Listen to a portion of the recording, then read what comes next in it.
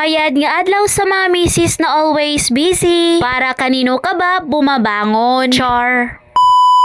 Kasama na nga sa plano ko yung pagwawalis dito sa labas namin, kaso nga naman ay naunahan na naman ako ng nanay ko. Kakatapos ko lang din pala mag-live online dyan at mag-alas 7 na nga rin ang umaga. Heto nga si Baby Darina ay nagising nga habang nagla-live ako at hinawakan na nga lang din siya ng kapatid ko. At dahil hindi nga maganda ang gising ng batang ito ay hindi na nga lang din nagpalapag, kaya naman nilagay ko na lang siya sa carrier. Natapos na nga ng mama ko walisan iyong harap namin, kaya naman ay napagdesisyonan kong mag-umpisa ng pagwawalis dito sa gilid ng bahay namin. Nakita ko nga kasi nakaraang araw na sobrang dami na nga pala ng dahon dito sa gilid ng bahay at sa likod ng bahay namin. At yung mama ko naman ay umakyat sa bubong nila para mawalisan nga yung dahon. At pagkababa naman ng mama ko ay tinanggal niya naman yung mga dahon sa alulod ng bubong para hindi nga mabara yung tubig dito. Medyo hirap nga akong ipunin yung mga tuyong dahon dyan, mga kamisis, kasi nga ay sobrang lakas ng hangin. Hindi ko na nga rin natapos ang pagwawalis hanggang doon nga mismo sa likod ng bahay namin dahil nga si Baby Darina ay gusto na ngang umalis sa carrier. At yung mama ko na nga lang din pala yung naghakot na matambak na basura. At heto na nga yung itsura ng daanan namin, pati na nga yung gilid ng bahay namin, at kahit papano ay nabawasan nga yung mga dahon. At halos araw-araw pala ay winawalisan ko rin itong harap ng bahay namin.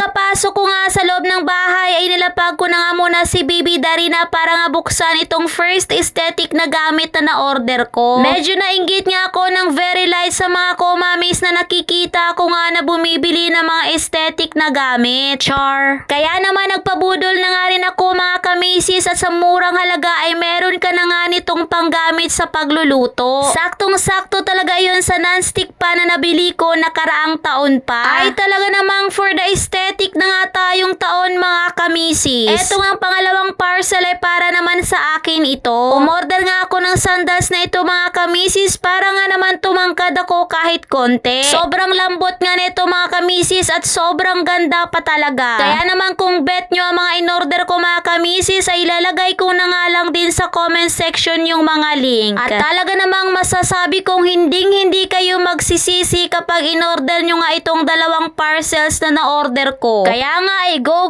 mo na yan. At habang nagmo-model nga ako ng mga in-order ko online, mga kamisis, ay heto naman si Ate Blessy, busy sa pag-aayos ng mga gamit ng kapatid niya. Eto talaga yung paborito niyang gawin, mga kamisis, ang pag-aayos ng mga ganitong klaseng bagay. At believe nga rin talaga ako sa batang ito dahil napaka-organize niya kapag siya ngayon nag-aayos. At kapag naayos niya naman ito ay nagagalit nga siya kapag nilipat nga sa ibang lagayan. Pero kapag siya naman ang maglipat ng mga ito ay okay lang din naman sa kanya. O diba ang unfair niya? Pinagtatanggal niya na nga muna itong mga nakapatong sa black box at saka sa storage na pinaglalagyan ng mga gamit ng kanyang kapatid. Pinunasan niya na nga muna ito dahil sobrang dami daw ng alikabok. Mabilis niya na nga rin itong matapos ang pag-aayos niya, kaya naman ay believe talaga ako at meron ka ngang pang merienda. Char.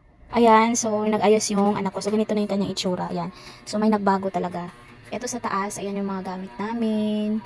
So yung mga araw-araw na gamit, ayan sa baba, yung sobra. Ayan siya. So ito sinabit ko na dito yung charger, o diba? Oh. So yun lang po. Ayan, naglinis yung aking panganay.